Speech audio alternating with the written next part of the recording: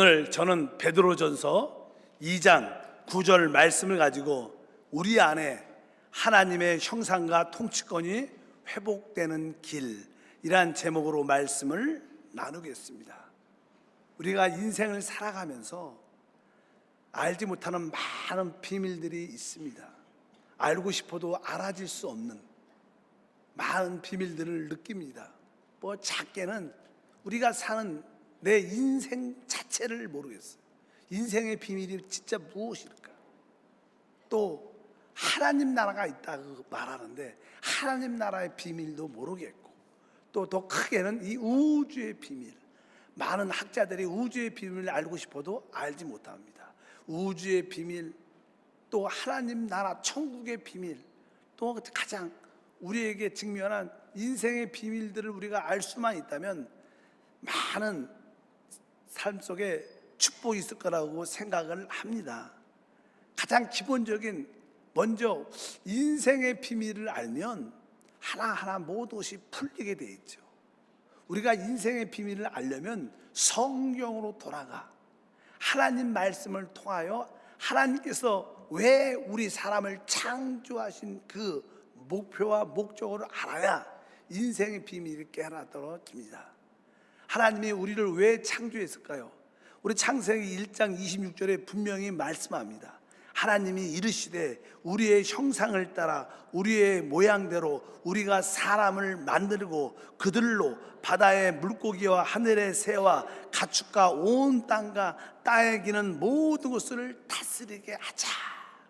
이 말씀을 보면 아주 하나님이 사람을 창조할 때 두 가지의 분명한 모습을 설명합니다. 첫 번째는 그 사람은 하나님의 형상과 모양대로 만들어졌다는 것입니다. 성경에서 형상이란 단어는 아주 중요합니다. 골로새서라 고린도에 보면 하나님의 형상은 그리스도시다 이렇게 말씀합니다. 그러니까 사람이 하나님의 형상대로 창조했다는 것은 바로 하나님의 형상이신 그 그리스도를 우리 안에 담도록 만들었다는 거예요. 우리 안에 하나님의 아들 그리스도가 우리 안에 영접될 때, 우리 안에 오실 때 우리는 인생의 비밀이 깨달아진다는 거예요. 또 한편적으로 둘째, 하나님께서는 그 사람을 모든 것, 특별히 온 땅과 땅에 기는 것을 다스리게 하도록 통치권을 주셨다는 거예요. 사실 사람이 하나님의 형상대로 만들어져서 하나님을 표현하고 하나님을 대표해서 모든 것을 다스리는 통치권이 있습니다. 이것이 우리 인생의 비밀의 핵심입니다. 즉 하나님은 우리를 하나님의 왕 같은 제사장으로 우리를 창조했다는 거예요. 원래 우리의 신분이 무엇인가? 우리의 신분은 왕입니다. 그리고 하나님을 섬기는 제사입니다. 알다시피 제사장은 하나님을 가깝게 섬기는 하나님의 표현의 형상의 모습이고, 왕은 통치의 개념입니다. 그래서 사람은 하나님을 대표하도록 만들어졌어요. 사실 우리 하나님은 영이시라 이 물질 세계에서 보이지 않죠.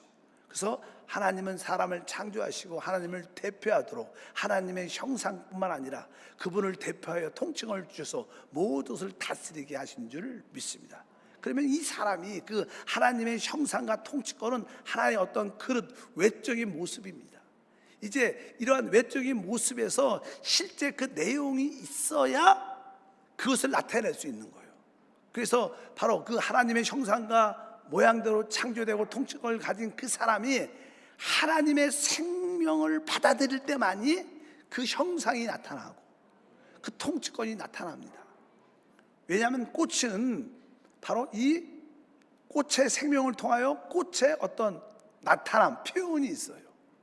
짐승들은 사자도 사자의 생명을 가지고 있기 때문에 사자의 그 표현을 나타냅니다. 모든 생명체는 다 자기의 표현과 그 다스림을 가지고 있어요. 마찬가지로 이 사람도 하나님의 생명을 우리 안으로 받아들이고 영접해야지만 하나님의 형상이 회복되고 하나님의 통치권이 나타나서 인생의 의미가 무엇인가를 깨달아지며 하늘나라를 깨닫고 우주의 비밀을 깨닫게 될 줄 믿습니다. 그런 의미에서 이제 하나님은 사람을 창조하시고 창세기 2장에 보면 그 하나님의 생명을 상징하는 생명나무를 보여주시면서 그 생명나무를 그 사람 안으로 받아들이도록. 이 받아들인다는 뜻은요, 우리가 무엇을 받아들인다에 가장 좋은 것은 우리가 그것을 우리 안으로 먹는 겁니다. 우리가 먹는 모든 것은 내 안으로 받아들여지게 돼 있어요.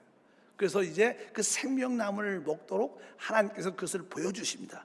창세기 2장 9절을 읽어보니까 야외 하나님이 그 땅에 보시기에 아름답고 먹기에 좋은 나무가 나게 하시니 동산 가운데는 생명나무와 선악을 알게 하는 나무도 있더라. 그러니까 바로 그 하나님께서 동산에 먹기 좋은 많은 나무를 만드셨고, 특별히 중앙에 생명나무를 보여주셨어요.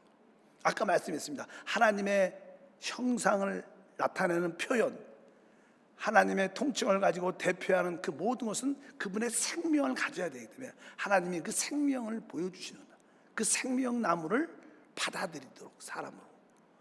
그래서 우리 주님은 실제로 이 생명나무는 예수 그리스도신 줄 믿습니다. 또 주님께서 그냥 신약에 와서 이렇게 말씀하죠. 요한복음 6장 48절에서 50절 보니까 내가 곧 생명의 떡이니라. 너희 조상들은 광야에서 만나를 먹어도 죽었거니와 이는 하늘에서 내려온 떡이니 사람으로 하여금 먹고 죽지 아니하게 하는 것이라. 바로 주님이 바로 생명나무로 이 땅에 오셔서 죽음과 부활을 통하여 우리가 그분을 우리 안으로 받아들이는, 그분을 먹을 수 있게 된 줄 믿습니다. 그럴 때 우리 안에 하나님의 형상이 회복되고 통치권이 나타납니다. 그런데 이 사람이 하나님의 그 생명나무신 그리스도를 우리 안으로 받아들이기 전에 다른 것, 다른 근원을 받아들였어요. 이 우주 안에는 오직 우리 하나님이 계시죠.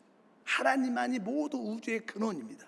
그래서 하나님은 첫 번째 창조에서 천사들을 창조하시고 이 우주를 다스렸는데 그 천사장이 배반해서 하나님의 보좌에 쫓겨나고 이 땅을, 지구를 통치하는 그런 영역 가운데 있었는데 하나님이 이 지구를 심판을 하시겠다는 그런 말씀이 기록되어 있습니다. 그래서 거기 첫 번째 창조에 타락한 천사가 있어요.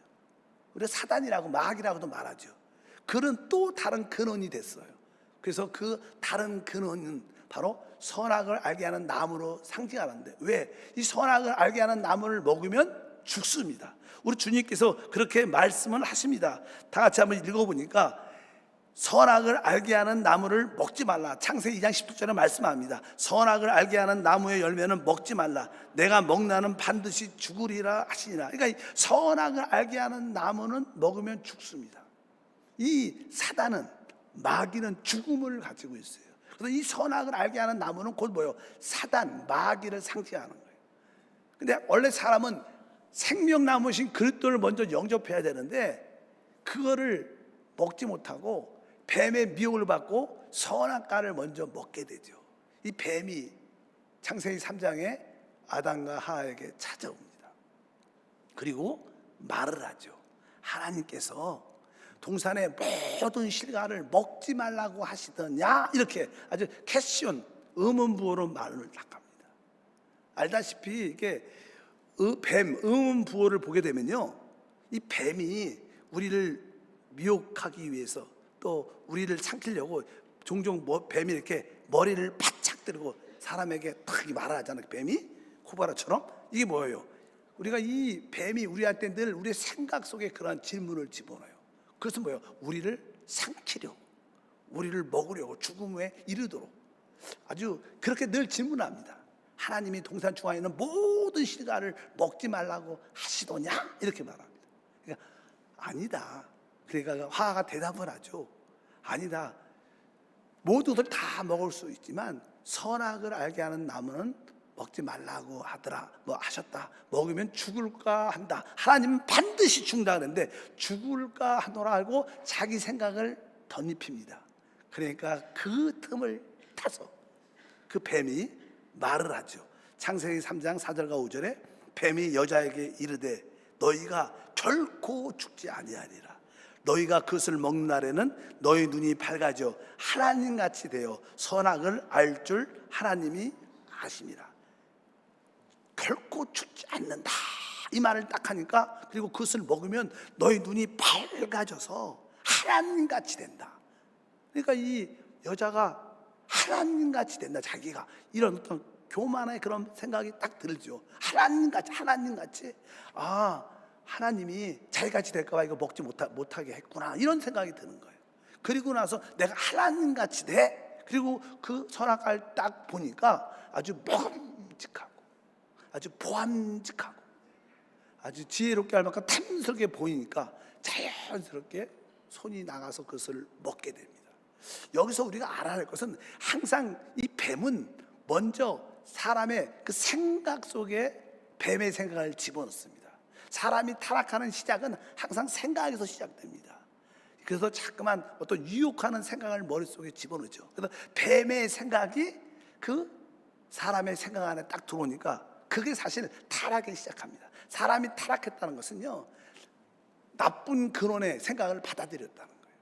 그래서 이 세상에서도 자꾸만 이 사상주입을 많이 하죠. 사상주입, 잘못된 교리적인 주입. 특별히 이단들은요, 어떤 성경적인 교리적인 지식을 그 사람에게 세뇌 반복하고 또 반복하고 그러면 그 지식이 생각에 딱 박히면 그게 진짜처럼 보이는 거예요. 우리의 진리, 우리의 교리는 살아있는 그리스도예요.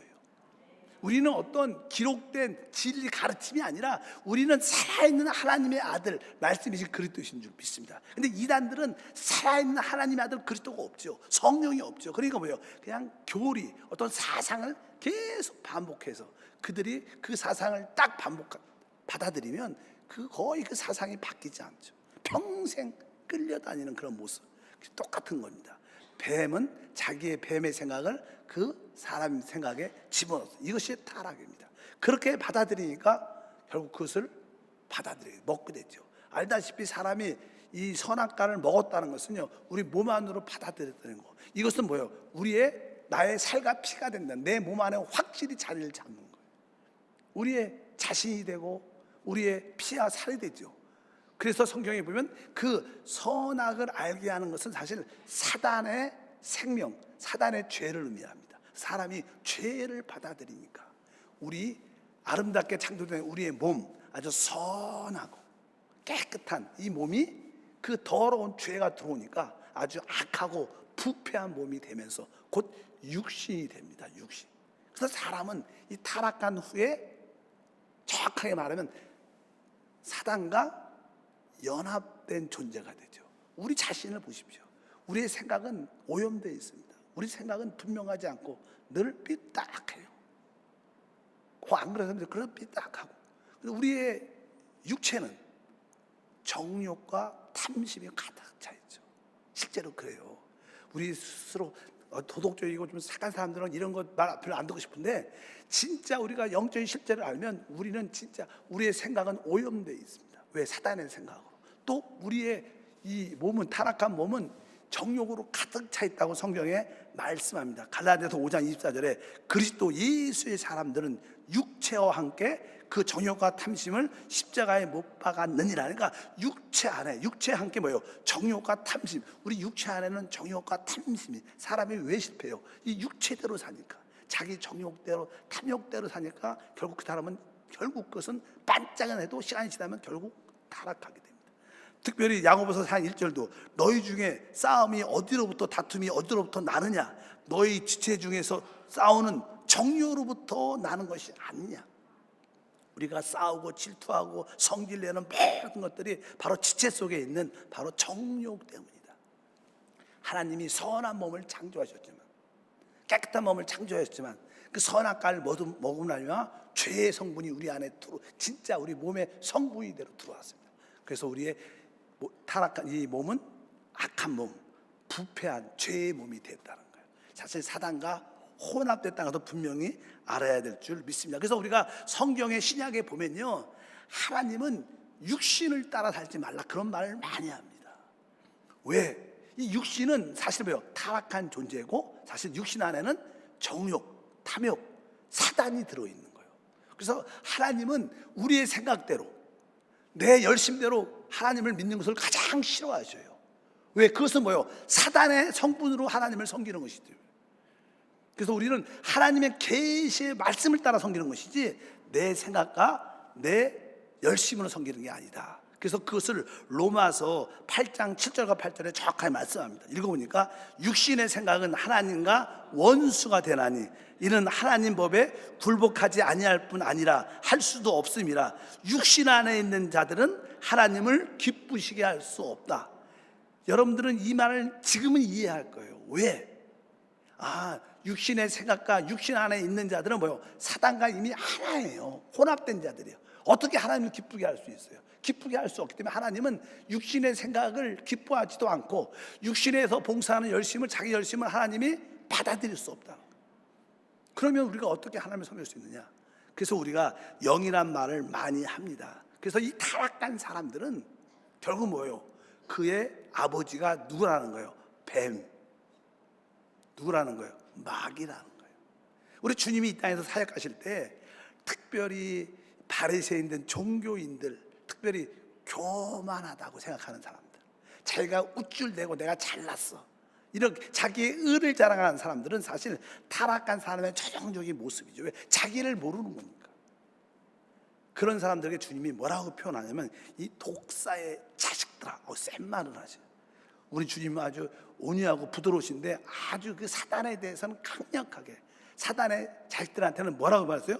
마태복음 12장 34절 보니까 독사의 자식들아, 너희는 악하니 어떻게 선한 말을 할 수 있느냐? 막 이렇게, 독사의 자식아, 얼마나 무서운 말입니까? 그리고 나서 마태복음 23장 33절에 뱀들아, 독사의 새끼들아, 막 이런 말씀을 하세요. 우리 주님이 승질나서 이런 말을 하신 게 아니죠. 주님도 이런 말을 할 때는요, 가볍게 하신 말씀이 아니에요. 진짜 주님이 이런 말 할 때는 깊이 있게 생각을 했기 때문에 이런 말을 하시죠. 이게 뭐예요? 사단은 곧 뱀이라는 거예요. 근데 너희는 뱀의 새끼라는 거예요. 너희는 즉 마귀에게서 태어났다는 거예요. 얼마나 센 말이에요. 마귀에서 태어났다. 너희는 쉬운 말로 마귀의 자녀다. 우리가 냉정하게 말하면, 우리가 인생의 비밀을 알아야 되니까, 우리가 냉정하게 말하면 타락한 사람은 다 마귀의 자녀입니다. 왜? 여러분들은 다 아버지를 가지고 있어요. 왜 여러분에게 아버지입니까? 아버지가 나에게 생명을 주셨기 때문에. 만약에 여러분에게 아버지가 내 아버지가 아니야, 혹시 그러면 뭐예요? 여러분이 입양됐으니까 진짜 아버지가 아닐 거예요. 왜? DNA를 검사해봤는데 아니야. 그럼 진짜 나에게 생명 준 아버지가 아니야. 진짜 아버지는 나에게 어떤 분인 거예요? 생명을 준 거예요. 그러니까 우리 아버지의 자녀라는 것은 아버지의 생명을 가지고 있다는 거예요. 마찬가지로 우리가 마귀의 자녀라는 것은 우리가 뭘 가지고 있다? 마귀의 생명을 우리 안에 가지고 있다는 거예요. 진짜. 그래서 우리가 마귀의 자녀라고. 성경은 마귀의 자녀라고 분명히 말씀합니다. 요한복음 8장 4절 이렇게 말하죠. 너희는 너희 아비 마귀에게서 났다. 얼마나 센 말이에요. 타락한 사람한테 주님은 정확하게 우리에게 보여주는 거예요. 너희는 바로 너희 아비 마귀에서 났다는 거예요. 너희 아비의 욕심대로 너희도 행하고자 하느니라. 그는 처음부터 살인한 자요, 진리가 그 속에 없으므로 진리가 서지 못하고 거짓말을 말할 때마다 제 것으로 말하니 이는 그가 거짓말장이요 거짓의 아비가 되었습니다. 우리가 사실 마귀의 생명을 가졌다는 것은 우리 아이들이 태어나면요, 그냥 자라죠. 자랄 때, 그 태어날 때부터 그 마귀의 생명, 죄의 성분이 그 안에 심겨져서 태어납니다. 우리는 다 죄 가운데 태어나니까. 그리고 아이들이 한 살, 2살만 되면 거짓말을 해요. 기가 막힙니다. 그 엄마가 가르치지도 않았어. 근데도 거짓말을 해요. 그거 어디서 나왔어요? 그 마귀의 생명에 우리 본성이 깊이 박힌 거예요. 우리는 인정하고 싶지 않아도 우리가 영적으로 마귀의 자녀로 태어났구나, 죄 가운데 태어나고 제 본성이 있다고 해서 인정을 해야 돼요. 그래야지 진짜 우리가 하나님의 아들이 될 수 있는 줄 믿습니다. 그러면 우리가 이것을 영적 실제를 깨달으면 우리는 우리 자신을 신뢰 안 하죠.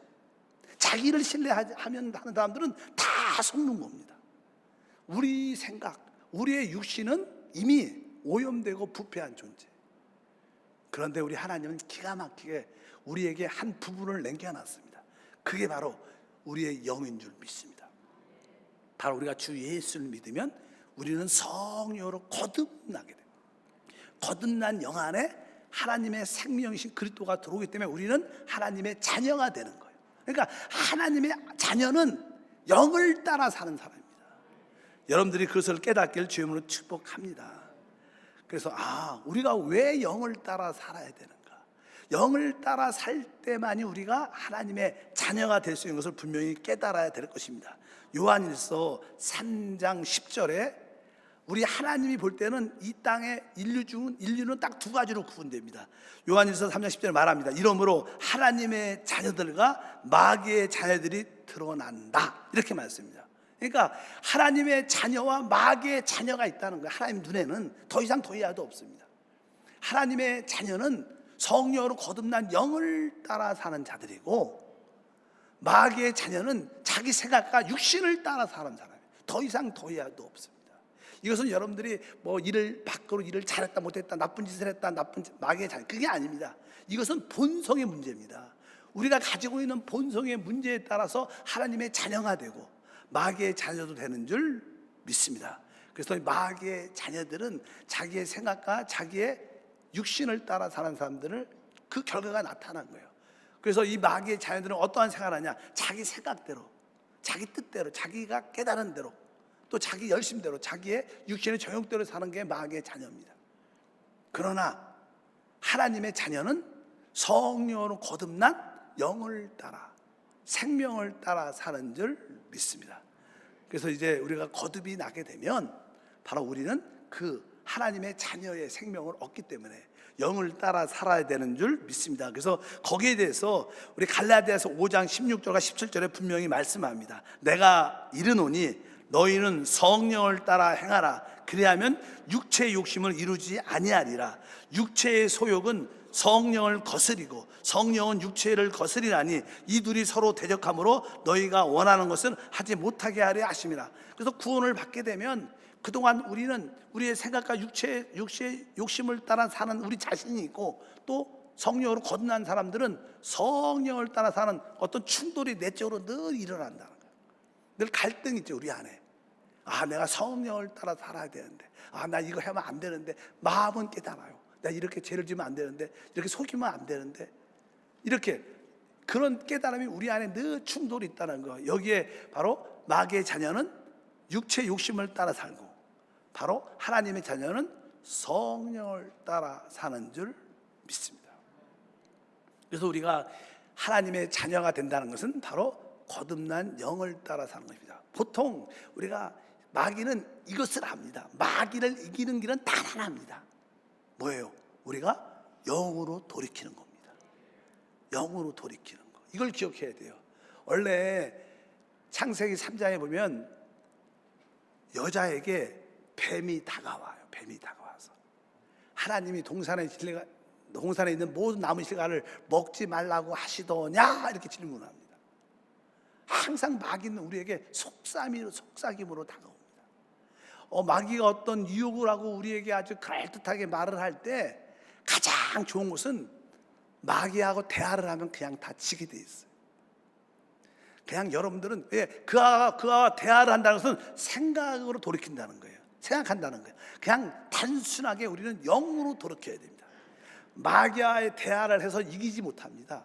사람은 마귀하고 대화하게 되면, 마귀가 대화하면 오 주 예수, 영으로 돌이켜야 돼. 영으로 돌이켜. 그하고 상종하지 말고 영으로 돌이키는 게 진짜 이기는 길인 줄 믿습니다. 그래서 영으로 돌이키는 것이 이기는 길이다. 따라할까요? 영으로 돌이키는 것이 이기는 길이다. 근데 사단은 우리를 이기려고 하죠. 우리를 이기려고 하니까 그가 이기는 길은 뭐예요? 사람이 영을 모르게 하면 이겨요. 진짜 사단이 이길 수 있는 길은 영을 모르게 하고 영을 감추두고 덮어두는 거.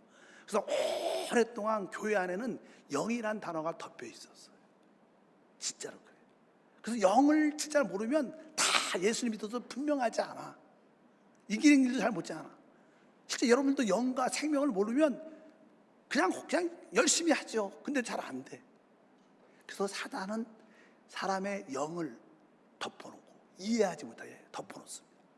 그래서 많은 이 시대도 영을 아는 성도들이 많지가 않습니다. 나에게 거듭난 영이 있고 영을 따라 살아야 된다, 이런 설교를 잘 안 합니다. 이게 사실은 이기는 길이에요. 왜? 하나님의 자녀는 영을 따라 사는 사람인 줄 믿습니다. 그래서 로마서 8장 4절과 14절에 육신을 따르지 않고 그 영을 따라 행하는 우리에게 율법의 요구가 이루어지게 하려 하심이라. 무릇 하나님의 영으로 인도할 받는 사람은 곧 하나님의 아들이다. 우리가 하나님의 자녀가 되고 하나님의 아들이 되는 문제는 영을 따라 사는 거예요. 성령을 따라 사는 게 이기는 길인 줄 믿습니다. 이것을 모르면 우리는 마귀한테 100점 100패합니다. 그러나 우리가 영을 알면 뭐 지피지기면 100점 100승하는 것처럼 우리는 적을 알고 나를 알면 내 안에 영이 있지. 그래서 성경은 우리에게 자꾸만 영이라는 말을 계시를 하죠. 여러분들이 잘 알다시피 로마서 8장 16절에 성령이 친히 우리의 영과 더불어 우리가 하나님의 자녀인 것을 증언한다. 바로 성령이 우리의 영과 더불어 우리의 영을 알아야지 우리가 하나님의 자녀인 것을 확실히 책임질 수 있습니다. 디모데후서 4장 22절도 나는 주께서 내 심령에 함께 계시기를 바란다. 그러니까 우리 주님이 어디 계시다는 거, 우리 영 안에 계시다는 거, 이 사실을 계속 속이고 덮어둡니다.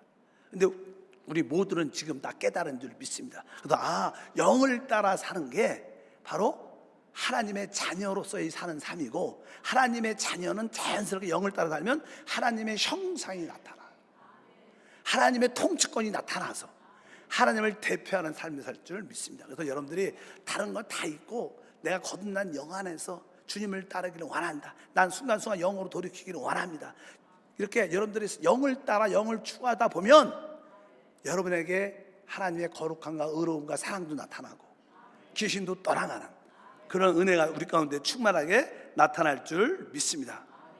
어떻게 우리가 왕 같은 제사장을 부름을 받았죠? 어떻게 왕 같은 제사장을 살 수 있느냐? 그 길은 뭐예요? 영을 따라 사는 것이고, 그것이 하나님의 형상과 통치권이 회복되는 길인 줄 믿습니다. 그래서 베드로전서 2장 9절에 말하죠. 그러나 너희는 택하신 족속이요 왕 같은 제사장이라는, 우리가 왕 같은 제사장이 어떻게 회복될 수 있느냐? 다시 이제 그동안은 우리가 우리의 생각과 우리의 육신을 따라 살아왔는데 이제 영으로 돌이킬 수 있다는 거예요. 영으로 돌이키고 영을 따라 살면 여러분 안에 하나님이 주신 왕권과 제사장권, 즉 하나님의 형상과 통치권이 회복돼서 인생의 의미가 바로 이것이구나, 하나님을 대표해서 모든 것을 다스리고 남들을 살리고 회복하는 길이 인생의 의미구나. 그럴 때 하나님 나라가 천국이 깨달아지며 우주의 비밀도 깨달아지는 그런 은혜가 함께할 줄 믿습니다. 하나님 감사합니다. 다시 한번 기도하고 간구합니다. 우리 모든 성도들에게 영적인 영을 열어주셔서 하나님의 형상과 통치권을 보게 하시고 잃어버렸던 그 형상과 통치권을 이제 우리의 생각과 육신에서 벗어나 영을 따라 삶으로 말미암아 회복하게 하옵소서. 주 예수 이름으로 기도합니다. 아멘.